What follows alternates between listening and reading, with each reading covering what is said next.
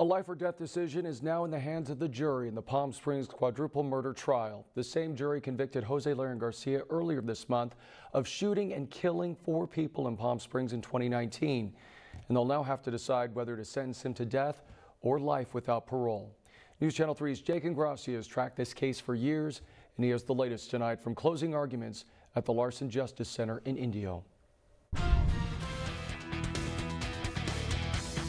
He deserves the greatest punishment for what he's done, for taking Juliana, Carlos, Juan, and Jacob. Deputy District Attorney and Prosecutor Samantha Paschow making the case that death is the appropriate sentence for Jose Leron Garcia, taking the lives of these 4 people on Super Bowl Sunday in Palm Springs 4 years ago, urging the jury to consider the magnitude of what he stole and the rippling effects through the victims' families. For what he did, the enormity of every single decision he made, he should get death.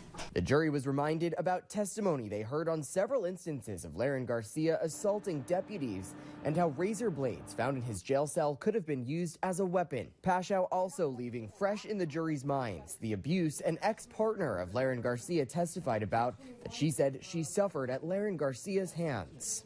A 14-year-old little girl in a chokehold with a gun to her head. This is a disaster.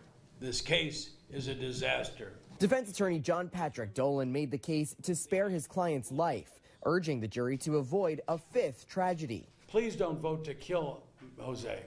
Please vote to have him sanctioned in a way that the state allows that is less than death. Dolan argued the jury should consider factors such as Leron Garcia's young age at the time of the murders, his lack of prior felony convictions, and the fact that he was drunk. They can even consider sympathy for him, harping on key defense themes of mistakes made in the investigation and the theory resoundingly rejected by the jury that another man was responsible. Dolan bemoaned their guilty verdict. The question is, who pays for this?